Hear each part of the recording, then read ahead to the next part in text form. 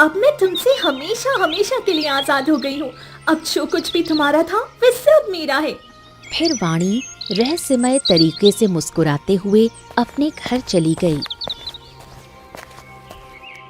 क्या हुआ बेटी, तुम इतनी घबराई हुई क्यों लग रही हो? और छाया कहाँ है? पिताजी, मैंने उसे रास्ते से हटा दिया। अब वह हमारे बीच कभी नहीं आएगी। ये क्या हो रहा है बेटी? अगर किसी को पता चल गया तो वह हमारे साथ क्या करेगा? हाँ बेटी, वह मेरी भी औलाद थी। अगर लोगों को पता चला कि तुमने अपनी सगी बहन के साथ ऐसा किया है तो वे हमारे बारे में क्या कहेंगे? मुझे अब किसी की परवाह नहीं है पिताजी। मैंने जो कर दिया सो कर दिया। अब आपको जो करना है कर लीजिए। वाणी कमरे में चली जाती है। तभी रघु की आंखों के सामने उसके पुराने दिन घूमने लगे। एक दिन रघु अपनी पत्नी सुजाता और 5 साल की बेटी वाणी के साथ घने जंगल से गुजर रहा था।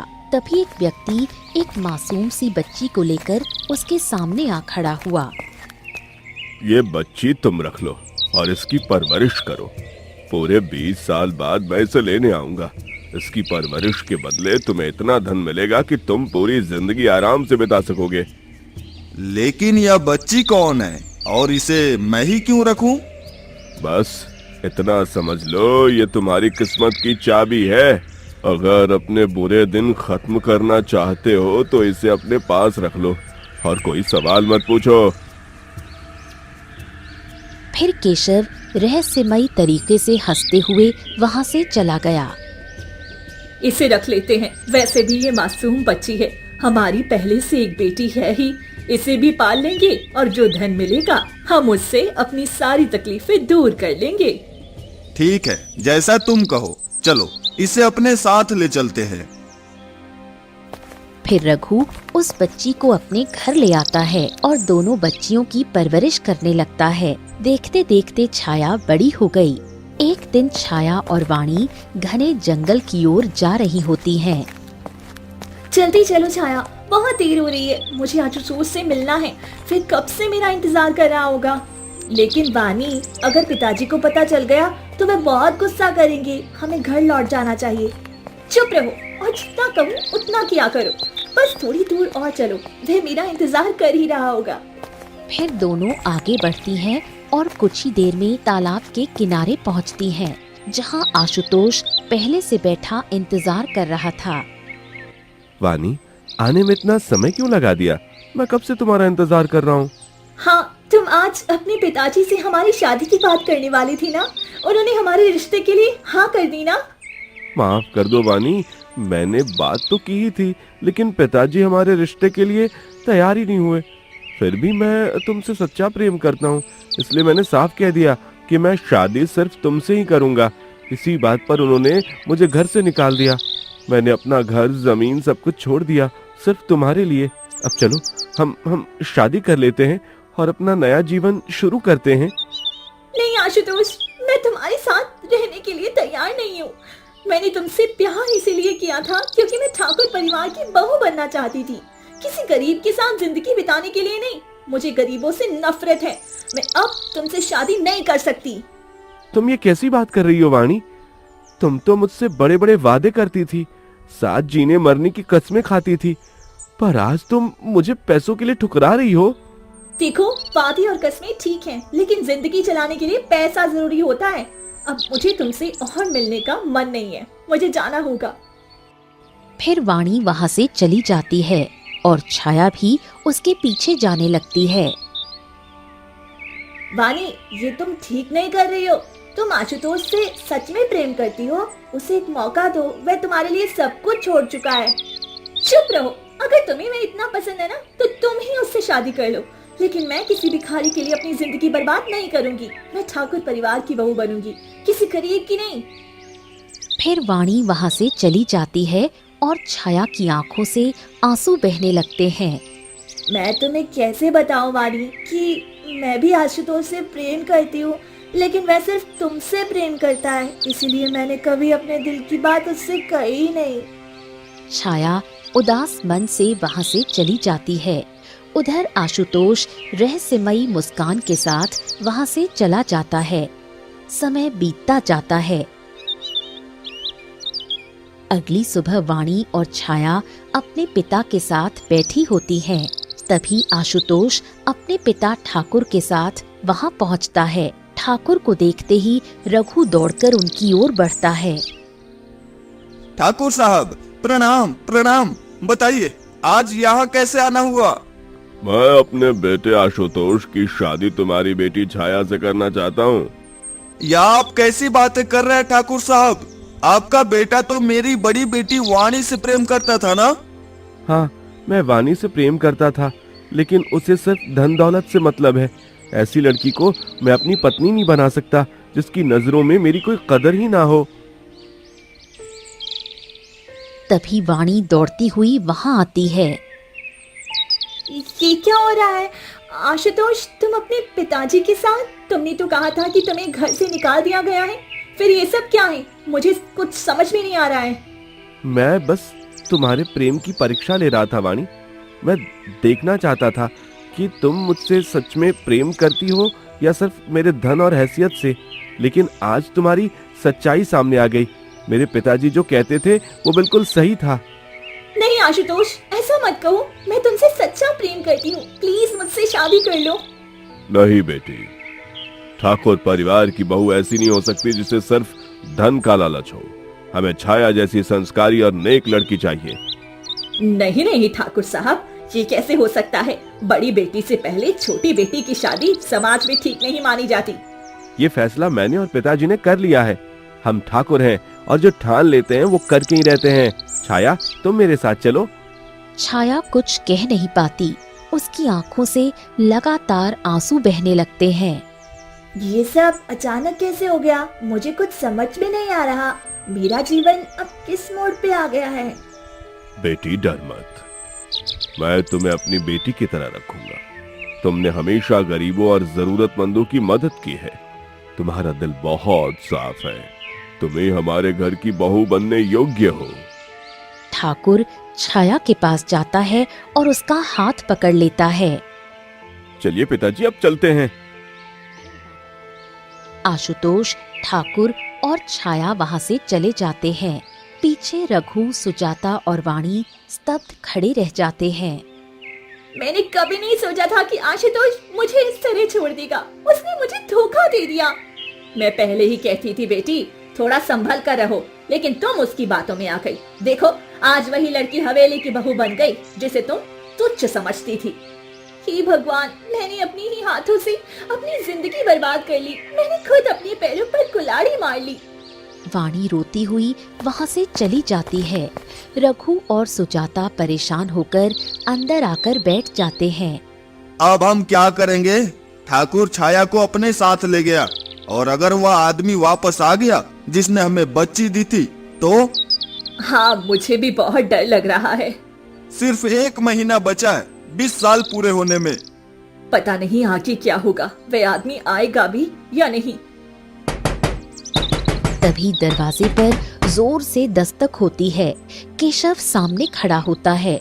उसे देखकर रघु और सुजाता घबरा जाते हैं। अब वक्त आ गया है। 20 साल पहले जो बच्ची मैंने तुम्हें दी थी, अब मुझे वापस चाहिए, और जैसा वादा किया था उतना धन भी तुम्हें मिलेगा। मैंने उसे 20 साल तक पाला है। मुझे पूरी रकम चाहिए। 1 पैसा भी कम नहीं चलेगा। फिक्र मत करो, तुम्हें पूरे पैसे मिलेंगे। बस बच्ची मुझे सही सलामत मिलनी चाहिए। ठीक है, हमें मंजूर है। केशव वहाँ से चला जाता है। आखिर यह बच्ची है कौन? इसका रहस्य क्या है? जो भी हो, हमें उससे मतलब नहीं। हमें बस पैसा चाहिए, पूरा पैसा। हाँ, हमने भी उसे पालने में बहुत मेहनत की है, लेकिन अभी वह ठाकुर के साथ चली गई है। पहले मैं इस आदमी का पीछा करता हूँ, सच जानने के लिए। रघु चुपचाप केशव का पीछा करता है और थोड़ी देर में राजमहल पहुंचता है। यह तो राजमहल के अंदर गया। जरूर कोई बड़ा राज है, मुझे सच जानना ही होगा। रघु चोरी छिपे महल के अंदर घुस जाता है। क्या खबर है? मेरी बेटी बिल्कुल ठीक तो है ना? हाँ महारानी, सब ठीक है। मैंने उनसे कह दिया कि अगले महीने राजकुमारी को आपको सौंप दिया जाएगा। इतने सालों बाद मैं अपनी बेटी से मिल पाऊंगी, भगवान का लाख लाख शुक्र है। रानी महिमा की आंखों से आंसू बहने लगते हैं। दूर छिपा रघु सब सुन लेता है। ए भगवान, छाया तो राजकुमारी है। हमने कितनी बड़ी सच्चाई छिपा रखी थी। रघु जल्दी से घर लौट आता है। क्या हुआ? तुम बहुत घबराए हुए लग रहे हो। मैं जो बताने वाला हूँ सुनकर तुम्हारे पैरों तले जमीन खिसक जाएगी। क्या बात है, जल्दी बताओ। छाया कोई साधारण लड़की नहीं है, वह राजमहल की राजकुमारी है।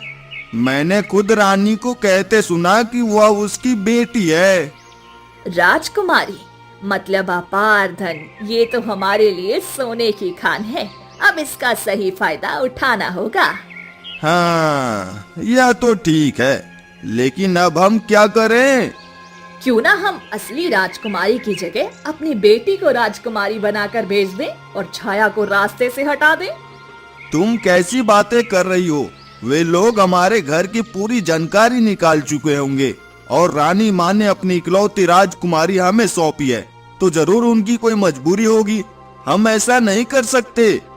बस मेरी बात मानो, फिर देखना मेरी बेटी राजकुमारी बन जाएगी। उसके बाद हम सब कितने धनी हो जाएंगे। रानी तो हमें बस थोड़ा सा धन देगी, लेकिन ऐसे में हम बहुत सारा धन कमा सकते हैं। पूरा महल का खजाना हमारा ही होगा। लेकिन यह नहीं हो सकता। तुम्हें याद है ना, छाया के हाथ पर जो शाही निशान है, मैंने कई बार उस निशान पर गौर किया है। वह एक राजकुमारी का चिन्ह है। अगर हम अपनी बेटी को राजकुमारी बनाएंगे तो वैसा निशान उसके हाथ पर कैसे आएगा? यह नामुमकिन है। दोनों परेशान हो जाते हैं। वहीं दूर खड़ी वाणी ये सारी बातें सुन लेती है। अच्छा, तो वह एक राजकुमारी है। उसने मेरी पूरी जिंदगी नर्क बना दी। यही सही मौका है, मुझे उससे बदला लेना है। फिर वाणी घर से निकल पड़ती है और ऐसे ही कई दिन बीत जाते हैं। वाणी हर कोशिश करती है, लेकिन वो छाया के नजदीक नहीं पहुंच पाती। मैं कई दिनों से ठाकुर की हवेली जाने की कोशिश कर रही हूँ, लेकिन ठाकुर के आदमी मुझे दरवाजे से ही भगा देते हैं। मैं किसी तरह छाया को अपने रास्ते से हटाकर उसकी जगह ले लूं, लेकिन मुझे कुछ समझ में नहीं आ रहा। वाणी परेशान होकर घने जंगल से गुजर रही होती है। तभी वो देखती है कि आशुतोष और छाया सामने से आ रहे होते हैं। अरे चलो, मिल गया सही मौका। मैं कई दिनों से यही सोच रही थी और आज ये खुद ही मेरी तरफ आ रहा है। चलो जल्दी से इसे अपनी मीठी बातों में फंसा देती हूँ। फिर वाणी छाया के पास पहुंचती है और रोने का नाटक करने लगती है। छाया, तुमसे मिलने कितने दिन हो गए। मुझे तुम्हारी बहुत याद आ रही थी। तुम यहाँ क्या कर रही हो? यहाँ से चली जाओ और मेरी पत्नी से दूर रहो। आशुतोष, मुझे माफ कर दो। मुझसे बहुत बड़ी गलती हो गई थी। मैं धन के लालच में तुम्हें ठुकरा बैठी, लेकिन ये मेरी बहन है और हम चाहे कितना भी लड़ते झगड़ते हो, फिर भी हमेशा एक दूसरे के साथ रहते हैं। मुझे अपनी बहन से बहुत सारी बातें करनी है। नहीं नहीं, तुम मेरी पत्नी के साथ नहीं रह सकती। मैं नहीं चाहता कि तुम्हारा नकारात्मक सोच मेरी पत्नी पर असर डाले। चलो छाया, हम चलते हैं। देखिए जी, ये मुझसे इतने प्रेम से बात कर रही है, तो मुझे थोड़ी देर इससे बात कर लेनी चाहिए। अच्छा ठीक है, बात कर लो, लेकिन अपना और मेरे बच्चे का ध्यान रखना। तुम्हें कुछ नहीं होना चाहिए। जी, मैं ध्यान रखूंगी। फिर आशुतोष वहाँ से चला जाता है। अच्छा, तो ये गर्भवती है। चलो एक ही बार में सब खत्म कर दूंगी। वाणी धीरे से छाया का हाथ पकड़ लेती है। क्या हो गया? तुम ठीक तो हो ना? हाँ चलो ना, हम उसी तालाब के किनारे बैठकर बातें करते हैं जहाँ से बचपन में हम पानी भरते थे। ठीक है, क्यों नहीं, चलते हैं। चलो हम तालाब में नहाते हैं, बहुत दिन हो गए कभी साथ में नहीं नहाए। तुम तो जानती हो मैं और आशुतोष अभी वैद्य मंदिर से आ रहे हैं। मैं 2 महीने की गर्भवती हूँ और इस हालत में तालाब में नहाना ठीक नहीं होगा, मुझे ठीक नहीं लग रहा। ठीक है, तुम यहीं बैठो, मैं नहाने जा। वाणी पानी में उतरकर नहाने लगती है और अचानक छाया का हाथ पकड़कर उसे भी तालाब में खींच लेती है। ये पानी कितना ठंडा और साफ लग रहा है। थोड़ी देर बाद वाणी और छाया हंसते खेलते तालाब में नहाने लगते हैं। तभी अचानक वाणी छाया का सिर पकड़कर उसे पानी में डुबो देती है और खुद तालाब के बाहर आ जाती है। अभी हमेशा के लिए मेरे रास्ते से हट गई।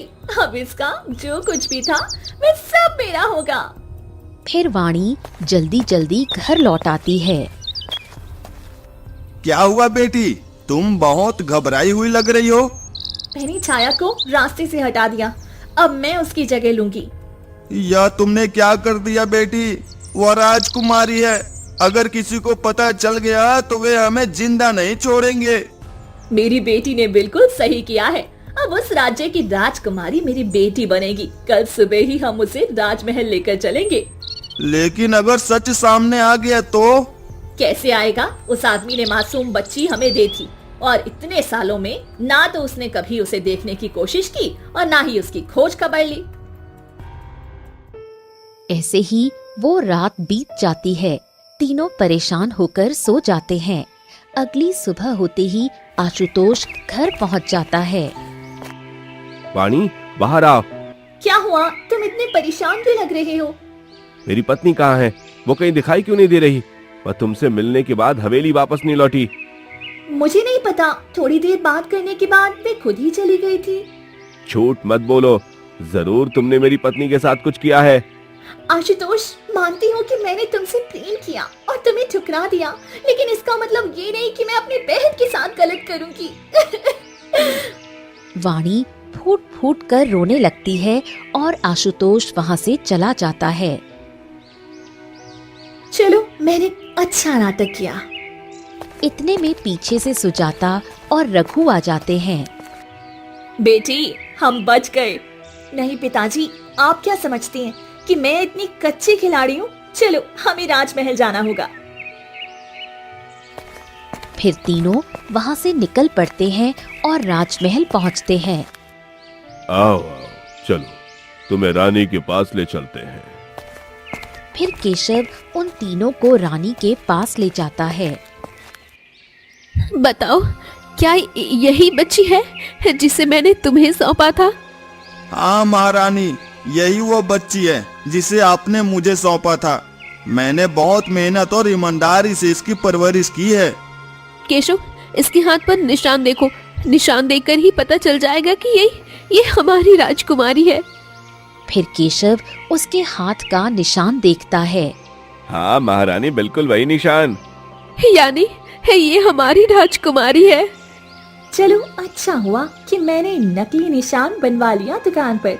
किसी को पता भी नहीं चलेगा कि मैं असली राजकुमारी नहीं हूँ। तुमने मेरी बेटी की बहुत अच्छी से परवरिश की है, इसलिए अब तुम्हें इसका इनाम दिया जाएगा। फिर केशव एक थैली में सोने के सिक्के लाकर रघु को दे देता है और रघु व सुजाता राजमहल से निकल जाते हैं। सुजाता, देखो, हमने इतनी मेहनत से राजकुमारी को पाला और सिर्फ इतना ही सिक्का मिला। अच्छा हुआ मेरी बेटी राजमहल में चली गई। अब तो हमें रोज सिक्का मिलेगा। हाँ।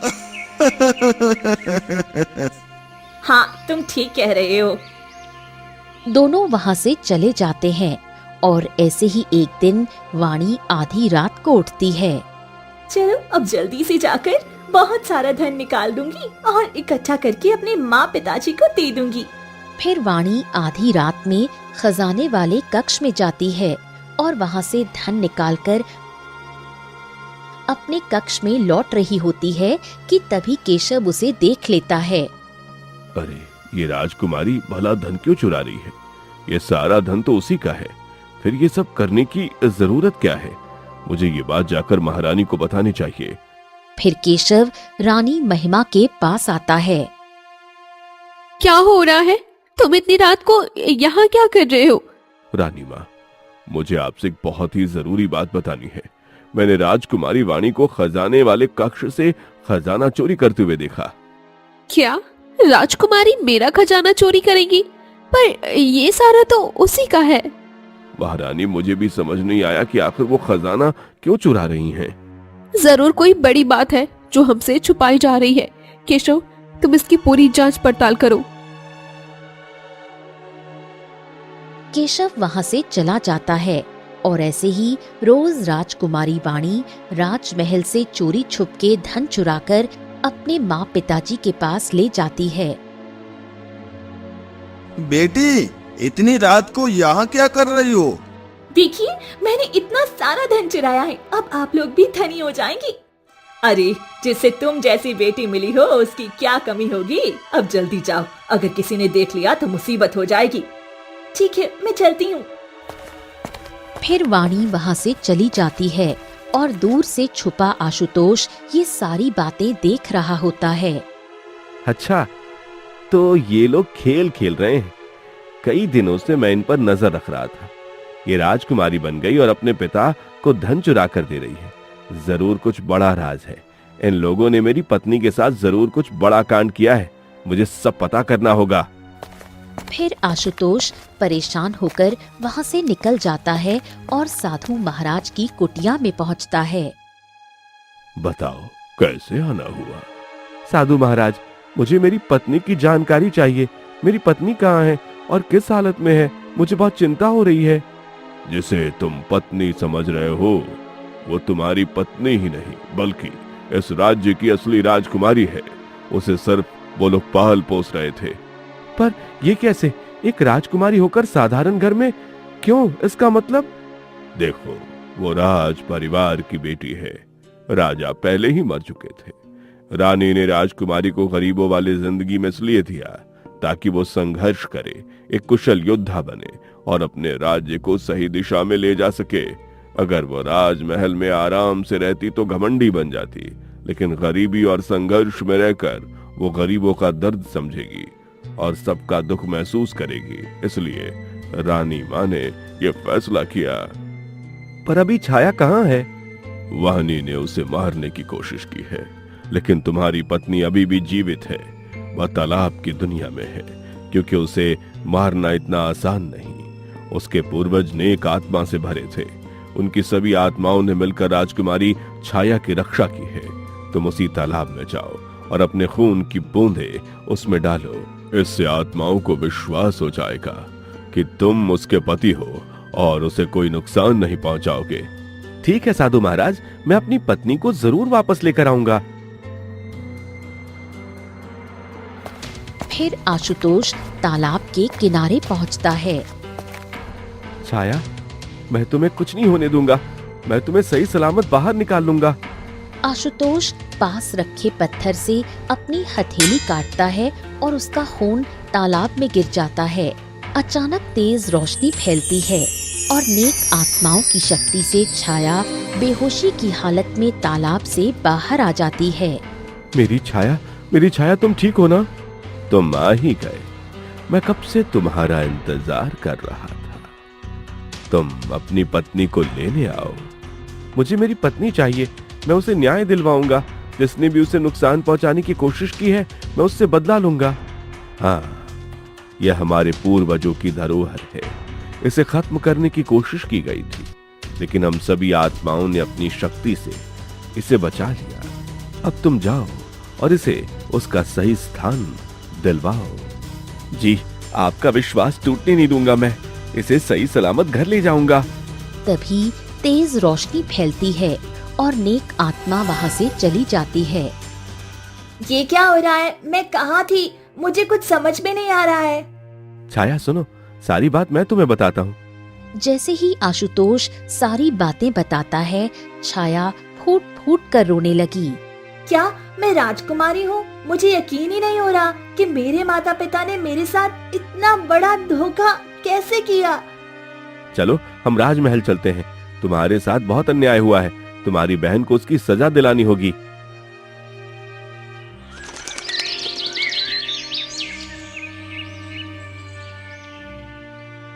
आशुतोष छाया को लेकर राजमहल पहुंचा। ये क्या? ये लड़की कौन है? फिर आशुतोष सारी सच्चाई बताता है।